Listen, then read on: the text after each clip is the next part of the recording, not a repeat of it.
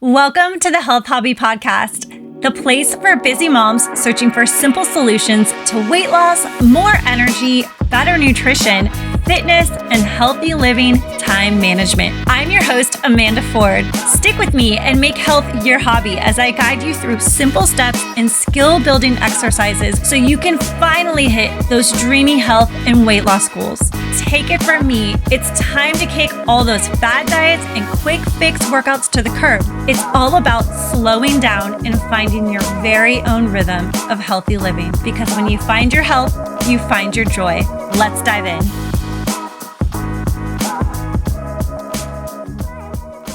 Well, hello, it's Amanda, and I'm coming to you actually from Denver, Colorado. I'm at a work conference for the week. I have some downtime and I thought I'd pop in and get a podcast recorded. It's interesting in Denver. I'm from Northern California, so I'm just kind of taking it all in, and I apologize for the different sound quality. If you hear a train, there's a trolley outside my hotel that goes by every few minutes, so I apologize for any audio quality issues. This is life on the go for a busy mom, a busy working mom.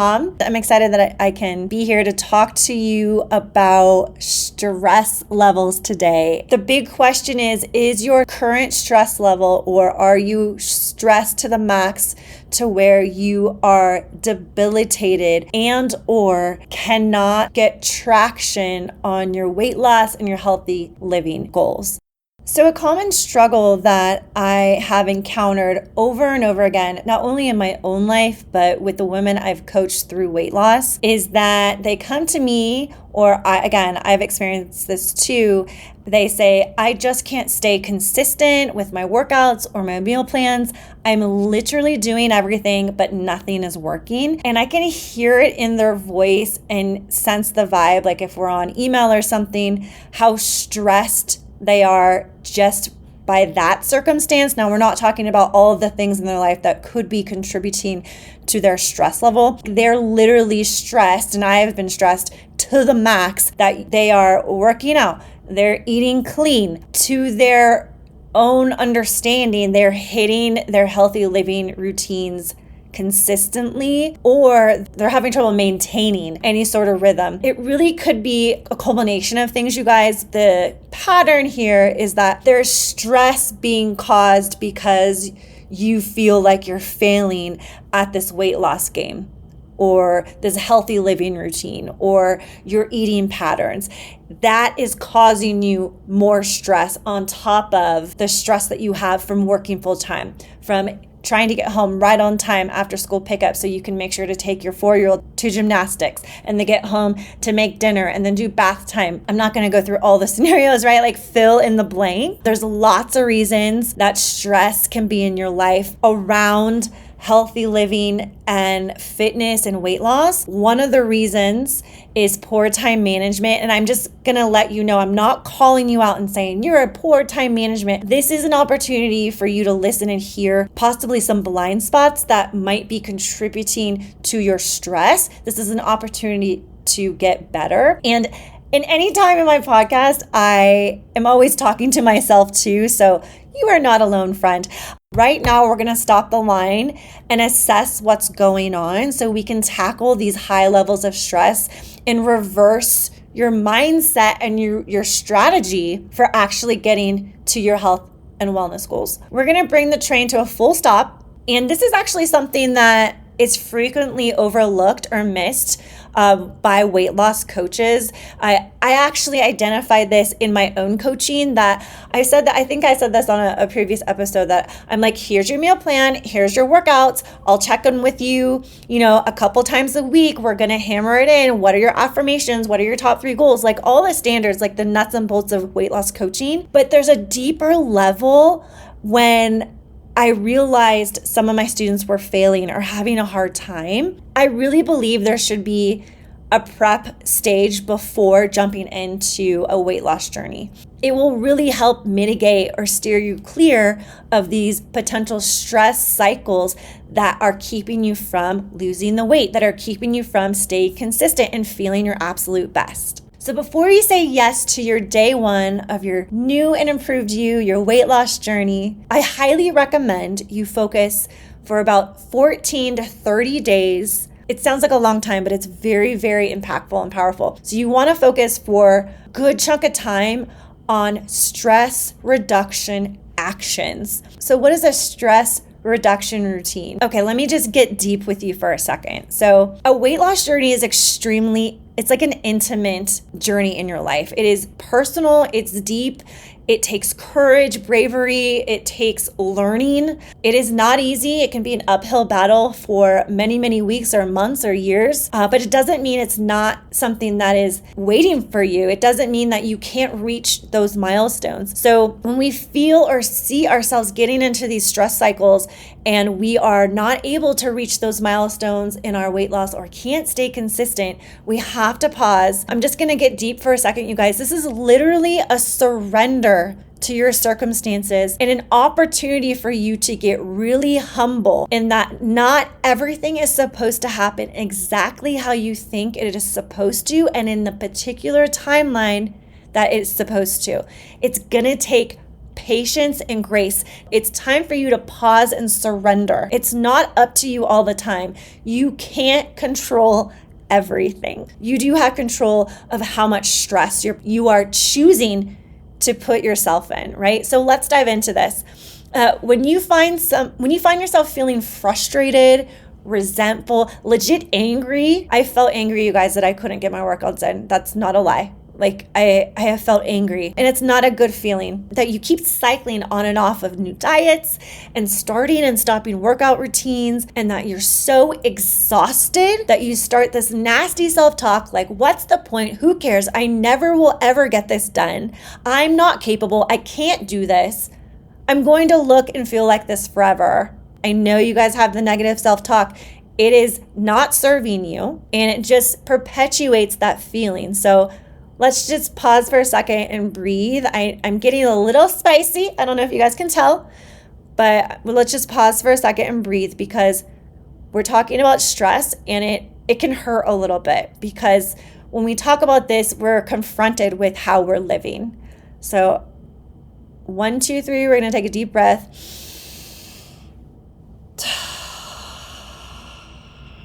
Girl, it's okay. I got you. That's the point of this whole episode, is like, we have to pause, we have to confront, and we're gonna handle it. So I believe the stress of this is what's keeping you from being successful. So to get out of that cycle and foster a space of success, I recommend the following things. So this is literally a pause. I want you to just say, the weight loss and healthy living goals are on the shelf waiting for me after I get my stress under control. Because you guys, when your stress is high, your body actually holds on to more abdominal fat. I am doing a big thumbs down for that. It is extremely frustrating, and I can tell you that everyone listening to this podcast is not trying to hold on to extra abdominal fat, okay? So here is some solutions, and take them with an open heart and open mind. And maybe you love all of them. Maybe 1 or 2 is something that you can implement. And if you have questions, pop down into the show notes, you guys, and click that questions link and send me your questions, or send me an email. I am so eager to interact with you guys about this. This topic is really, really, really important, and I know these solutions are going to help you. Okay. So the first thing I want you to do is, I want you to just recognize that you're in this perpetual stress cycle when it comes to your healthy living and weight loss goals. And just sit with it for a second, knowing that it's okay, that it's literally every mom listening to this episode has felt this. And maybe it's you, maybe it has been you, but it's okay that you're feeling it right now. And it cuts deep, you guys, I know. The second thing is, after acknowledging you are doing way too much and are vibrating at the craziest energy level on the planet, that's not only keeping your mindset stuck, but you're physically stressing out your body, it's time to pause. Being stressed out can actually slow down your weight loss or keep you from losing weight. Your cortisol is spiked all day long. Cortisol is a stress hormone. One thing cortisol does and is known to do is to signal the body to hold on to belly fat. Hard no. Okay, so that's the first thing. It's just time to pause. We're pausing on all things weight loss. And I know that seems weird. All things fitness, working out. Well, not all things fitness, we'll see in a second, but we're just setting that whole goal getting aspect of your life. Okay, so how do we get out of this? You're about to do a full stop on your weight loss and fitness goals. Just for a moment. They will be there waiting for you, and they always will be. And instead, you're going to be focusing on resetting your mindset and calming your physical body and loosening the grip that is your schedule. So I love these words: resetting, calming, loosening. They're all really relaxing words to me, like calming, loosening, resetting. I call this your month of calm. So it could be 2 weeks to a month. I have done this multiple times when I feel myself just kind of spinning out of control. A full 30 days is super powerful, but definitely 2 weeks minimum. Also great results from that. So the month of calm is your chance to cut the stress and focus on going inward a bit and intentionally chilling out in all aspects of your life. This is how you can really reset your spirit and your soul and get your stress vibration down to like chill AF levels, okay? Okay, so here are some things for you to do during your month of calm. There's something really important about moving your body that de-stresses the mind and the body. This one is essential, and it can be done every day in a really chill, mellow way. You can even include your family, and that is taking a walk. The walk can be at a chill pace, and I would recommend that if the weather permits and it's safe for you, to do them outside. People are indoors too much. You need a little bit of sunlight that can really help your stress levels, really help your sleeping rhythms. It also feels good to feel the warmth of the sun on your skin. I don't know what time of year you're listening to this, but even in the winter, if it's not too cold, get suited up and go outside. If you have a gym, a treadmill is fine. And I recommend it's at least 1 mile at my slow pace. It takes me maybe 20 minutes to walk a mile, and that's fine. And I feel good about that. Something that I do is I incorporate my walks during my work days. So it's a time that I'm a little bit stressed sometimes at work, but I'm pausing. I'm getting outside of the hospital. I'm going outside and I'm moving my body. And it's such a good reset. And this is like you revving up to getting into those strength training routines or starting your running journey is something that I'm going to teach you guys if you want to start running like I do. But just think about taking a 1 mile walk every day. It is so soothing. If you like to listen to podcasts, do it. Listen to your favorite music. Listen to something that makes you feel good. But an even better trick is to just listen to nothing in silence. And if you're in a place that has birds or nature, just listening to the sounds outside is really, really stimulating and calming to your mind and soul. Okay, number 2, get out into nature. And I said this while walking every day, go outside if possible. I'm recording this in the fall, so winter is coming. I live in Northern California. I can easily go outside all year, even in the winter, but I do recognize that many of you can't. And you might be up against like literal freezing, below freezing temps and cold and rain and snow. But if it's not life-threatening outside, you guys, and it's winter, again, go outside, breathe in the cool air. It's refreshing and invigorating. There are studies showing that walking in nature, listening to birds and wind and the leaves ruffling has calming effects on the nervous system. So we're working to calm our fight and flight mechanism here, because that's why you're feeling that vibration. Your body is like literally in fear mode. So why not get outside, do some breathing, take a chill walk outside, and start to reset those vibes. All right, here comes your 3rd month of calm action, and that is 2-minute breath work. So I have to tell you a personal story here. I have really bad back and neck pain. And before I got into all my physical therapy exercises, I have a little PT routine that I do, which is incredible. But before my therapist gave me any of those exercises, he told me that one of the best ways to work on back pain is to reduce stress. And he's like, you work a crazy job, you're commuting, you have the kids, it's time to de-stress. You're holding a lot of your stress, and it's causing pain in your neck and your back. And for 2 weeks, all I was supposed to do was, when I got home from picking the kids up from school, was to lay flat on the floor and do belly breathing for 2 minutes. And I kid you not, my back and neck pain, it didn't go all the way away, but it got substantially better.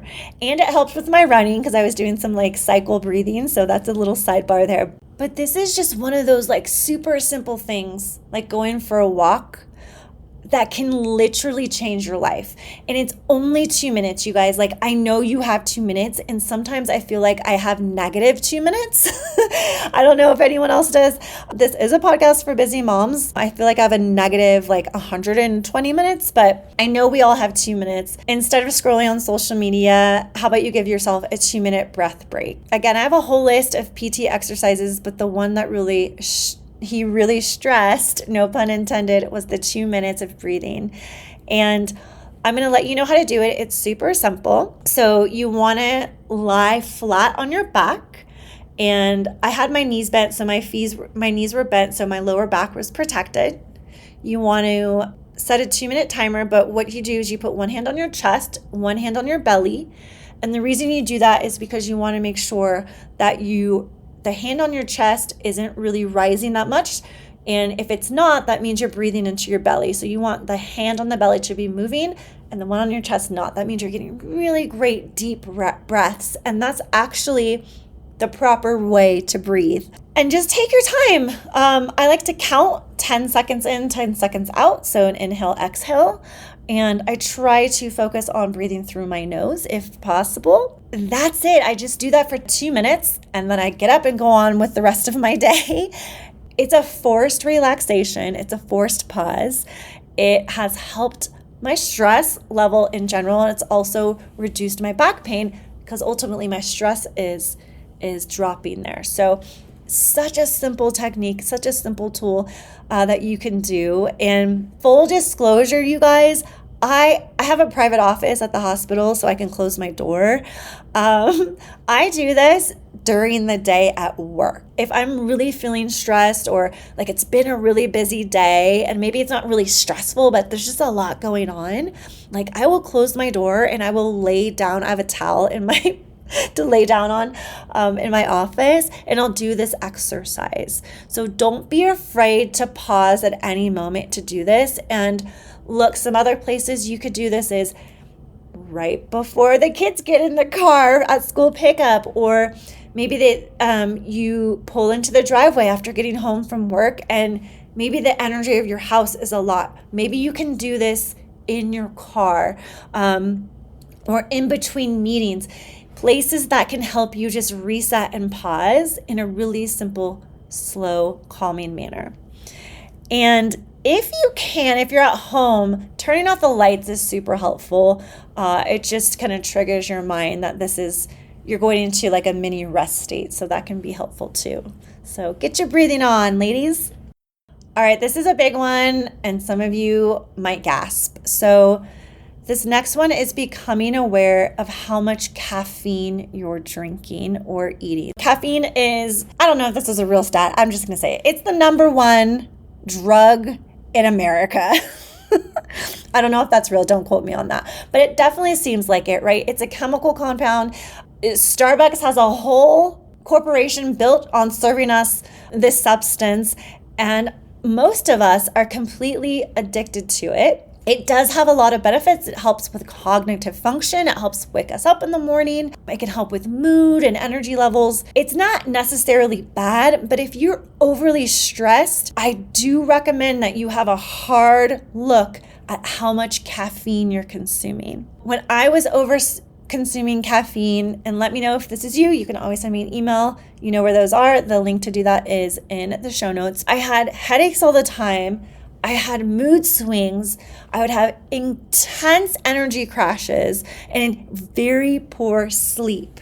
Now, of course, there's a lot of factors that could contribute to those symptoms, but I was just trying to figure out how can I feel better, and I knew that caffeine was something that I needed to take a really close look at. This was really tough for me, but I dropped my caffeine intake to just 1 coffee a day. It's early in the morning when I drive to work. So the reason I did this is because I wanted to do a little experiment on myself to see if I could improve my sleep because I was having poor sleep. I also wanted to work away from having these intense afternoon energy crashes that promoted me to, yes, you guessed it, to slam even more caffeine. Usually in the afternoon, the caffeine that I would consume was an energy drink. So I love Celsius. Like, it's delicious, but I was literally drinking this stuff like water, and it was not serving me well. I discovered they sell it at Costco, at least in my area, by the case. So you can imagine I went down like a Celsius rabbit hole. I had to put a full stop to that. Okay, so that had to go away. And Celsius now is just, I still drink it, but it's very sporadic, maybe 1 time a month. And it's right before a vigorous workout.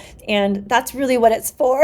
It's not for like slamming after work so you can get dinner made. Okay, so but one of the drivers of high stress, you guys, is poor sleep. So I really had to take control of this, and I'm encouraging you to take a hard look. How much caffeine are you drinking? Oh my goodness. If we're over caffeinating, our sleep is going to suffer. If we're getting crappy sleep, we're going to wake up stressed. We're already at the stress level. We're already stressed when we wake up because we're thinking about the crappy sleep that we had, and it begins the cycle of feeling stressed right even before you get out of bed. If you start to work on reducing your caffeine, you may experience some withdrawal symptoms, because I understand and know, and I can hear you guys screaming at me while you're listening, like, I'm not giving up my coffees. I have to have 2, 3, some people 4 cups of coffee. Our coffee cups are so big. The coffee cup that I drink out of, like, I go between 2 or 3, we have our whole coffee cup collection. Some of them are like 2.5 cups of coffee. Like, I had to really pay attention to which cups I was grabbing. So if you can imagine having 2 of those, well, you actually just had 5 cups of coffee. Like, no wonder you're like all wound up and crashing in the afternoon. So if you think about this, and if you implement this strategy to help reduce your stress, I really recommend that you take this slow. This is a weaning process, because you can have really severe symptoms depending on how much caffeine you're taking in every day. So take it slow. I'm going to let you know what I did. And I did have headaches. I did have some withdrawal symptoms, and it wasn't fun. I'm not going to lie. But what I did was I cut my caffeine off by 12 noon. That was the first step I did. So I didn't really say, oh, you're having only 1 cup of coffee. The first thing I did was like, okay, after 12 noon, you're not having any more caffeine. So no Diet Coke, no Diet Pepsi, no Celsius, no iced coffees, no black iced teas.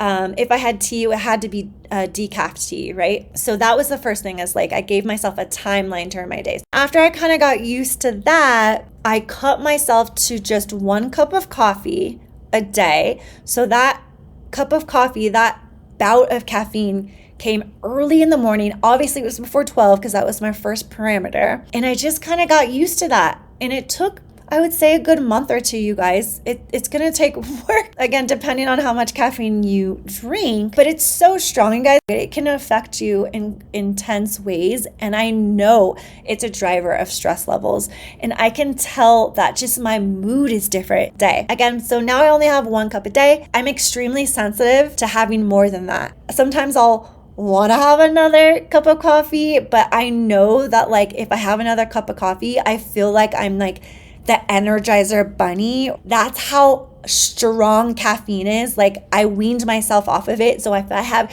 just the tipping point more than I should or I'm used to now, it just like makes me go like straight through the roof with energy, and like my hands shake. That's how much it affects me.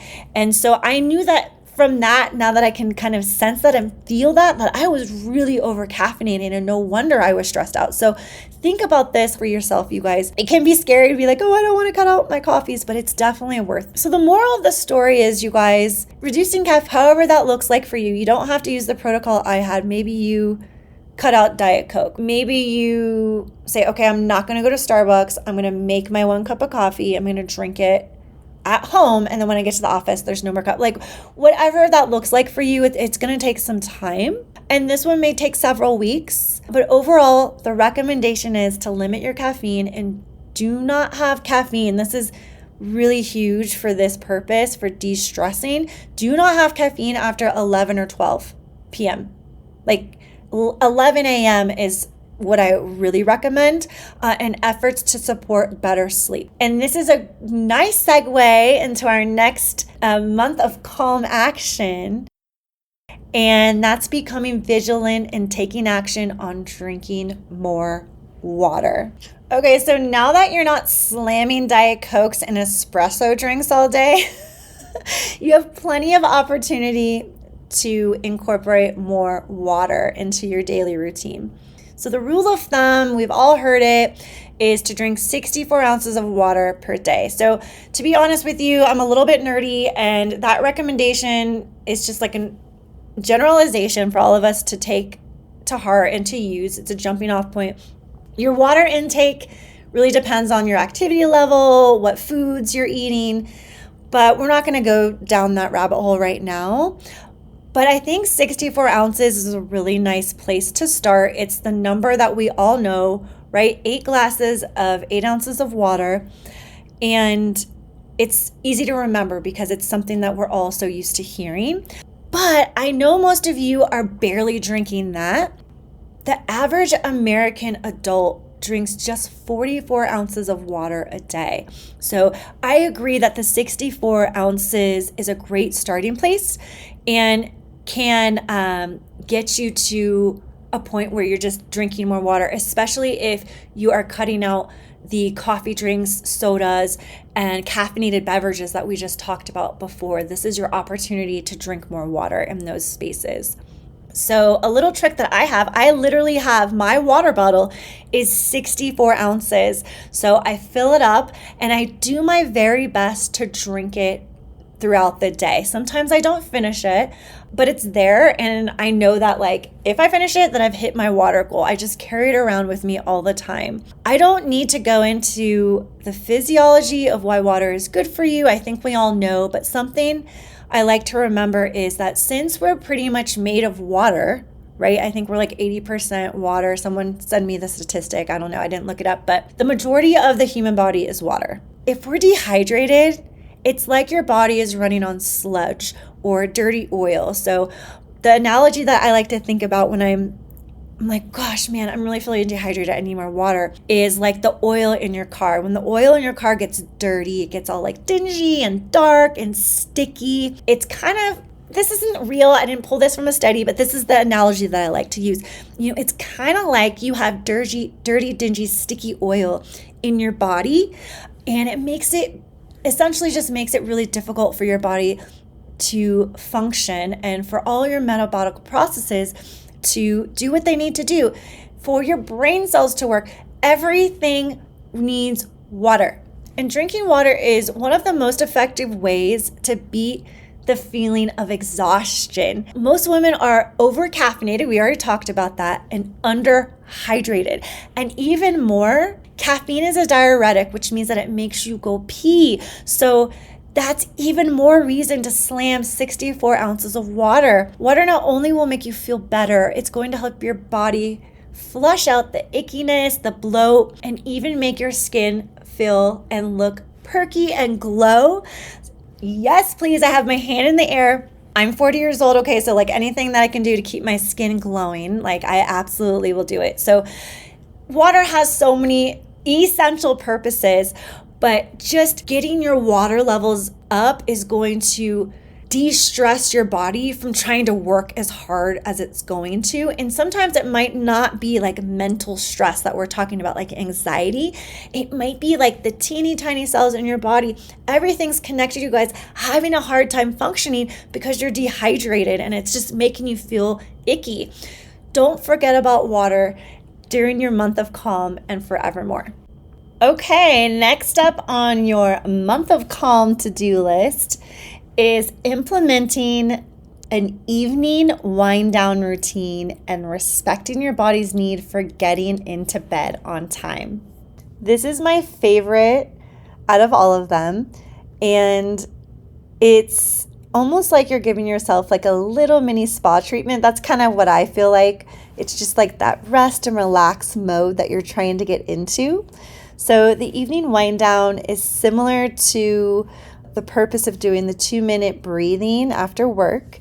It's meant to immediately rev down your engines and signal to your body that you're moving into a rest and relax mode. Doesn't that just sound so nice? You're literally going to power down your body during this time. The evening wind down routine can start about 20 minutes or so before bed. I encourage you to create something that's unique to you, something that you really love. Maybe you do tea, a hot bath. I'll give you some suggestions here in a minute. Make it special. So this is what I'd like you to think about doing. So screens off. So what that means is like turn the TV off, turn off your computers. I realize that like our phones might have like books we want to read on them for a wind down routine, or we need to set our alarms, or maybe, I don't know, you need to pop onto your phone for whatever reason.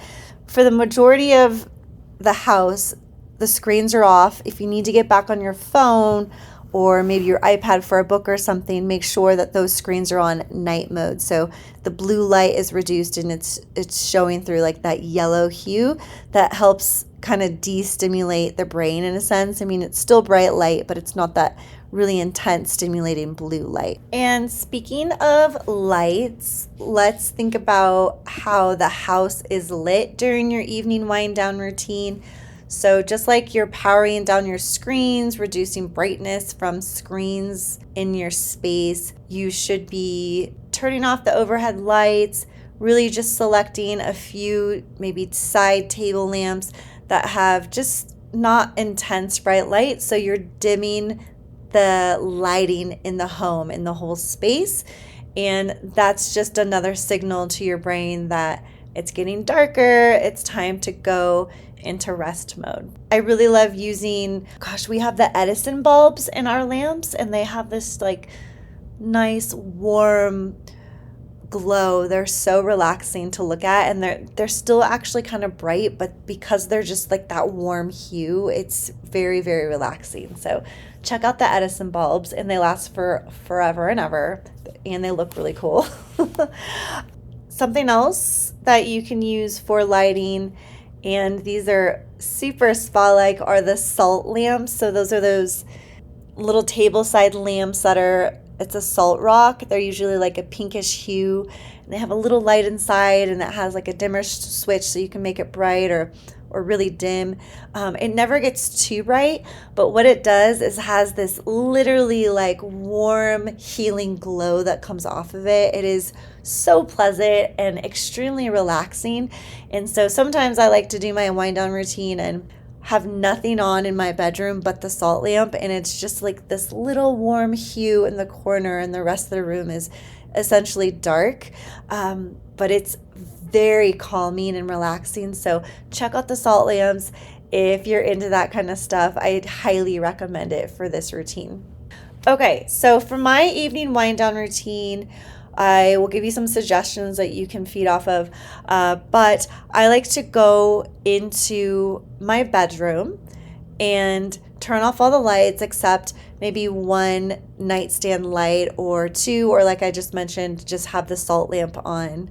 And the reason I do that is, like I've already said, is to keep it really dark and dim and prime my brain for sleeping. And from there, I may or may not put on some like meditation music, but what I do like to do is spend about 20 minutes stretching. And I don't do like a specific stretch routine or yoga routine. I just kind of like check in with my body and stretch the areas that feel tight, that might need some attention, that maybe feel like really like they're clenching. And I just kind of move my body in that sense. It might be doing forward bends. I might be doing, sun salutations one day. I might be doing neck stretches. It just really depends on how my body's feeling, but I just take the time to do that. And it's a great last movement before bed. Of course, it's slow, methodical. Your mind might be racing. Just let it happen.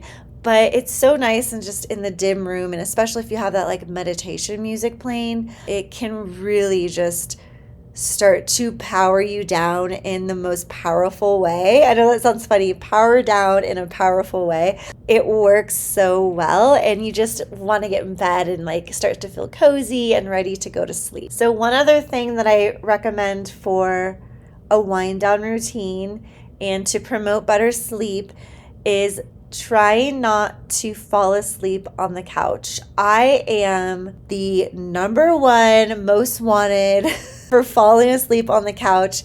And I have to admit, once 8:30 comes around, like my eyes are about to shut. So if I'm downstairs at 8:30, you can guarantee I'm about to go horizontal and my eyes are going to close for the night. And the problem with that is like, that's really fine. I'm able to go to sleep, but I have to get woken back up and I have to walk upstairs and hear the dog. I have to help my husband like power down the house, after the evening so we can get up and go upstairs. And really that re-stimulates me and it makes it difficult to fall back asleep once I get up into my bedroom. So falling asleep in bed and not downstairs or in your living room or in front of TV or somewhere else is really important for a really good night's sleep so you're not interrupted. So part of the ways that we get good sleep is to reduce interruptions, this solid sleep, which promotes a healthy sleep routine and ultimately reduces stress and allows you to wake up revived and refreshed in the morning. Okay, ladies, we have 2 more action items for the perfect month of calm so you can reset and de-stress. So the next item is reducing your alcohol intake. So first of all, I have to share, I recently learned that alcohol disrupts your sleep, or it can disrupt your sleep. And perfect segue, going to in the reduction of alcohol, we just talked about going to bed on time and how important sleep is. And actually all of these elements that I've explained and shared for you to do will help with better sleep. So when I learned alcohol disrupts sleep, I was like, oh my gosh, yes, it absolutely does. And I had a realization that every time that I had drinks at dinner, or maybe I was at a party or whatever, I had terrible sleep that night. I would wake up multiple times and it was just like a really rough sleep, right? Tossing and turning. And I wasn't necessarily drunk. It's just having the alcohol in the system disrupts the sleep. And when I learned that, I was just like, oh, heck no, this is even more reason not to drink. But just right there, you guys, is a reason to reduce or cut out alcohol for this month of calm so you can support your sleep habits. I want your body to feel fully rested and clear, and consuming alcohol really whacks your body out. It's extremely hard for your body to metabolize, and nobody likes a hangover. You know what I'm saying? I'm 40 years old, and even just one drink I'm super sensitive to. It doesn't matter how old you are. It's hard for your body to metabolize alcohol, and we don't want to make things hard for you right now. We want things to be smooth, calm, and chill. But more importantly, it causes poor function all around, and it's just not good for you. We all know that. This is coming from a girl who lives in the wine country, someone who likes to party. Okay, I'm just gonna let you know. But even if I have one drink, I've already mentioned, because I really work to reduce my consumption of alcohol, specifically because my hangovers were getting like terrible. I would have 2 beers and I would like have an incredible hangover for like 3 days, and my sleep was ruined. it was the worst, you guys. So I'm so sensitive now. It's almost like the caffeine story that I told you. So I work to reduce my alcohol intake. It's like my body kind of is adverse to it. But when you're feeling like you do when you either have a hangover or maybe you had 1 or 2 drinks at dinner, this can stress you out because alcohol is a depressant and you're likely going to feel exhausted and tired. You're going to have poor sleep and it's going to stress you out because you're not going to feel good for a couple days and you're going to feel sick essentially. It's important when we're working through the month of calm that we offer our body a clear and clean environment to process and feel its best. So your mind and heart feel freaking amazing, you guys. Alcohol isn't going to help get you there. So I want you to really take a hard look, just like your caffeine, and kind of recognize how much alcohol are you having. Are you a nightly glass of wine gal? Even just cutting out that glass of wine is going to have incredible effects on your stress level and keep your body clean and clear for optimal functioning.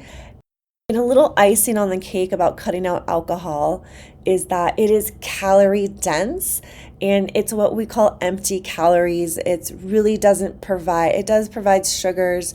The body needs sugars to function. We all know that. Maybe you don't know that. I'll do an episode on that. But it just, like I said, it's just like rough for the body to break down and metabolize and digest. It's so dense in calories that if you were maybe a glass of wine a night drinker, you are going to most likely see a little bit of weight loss right off the bat.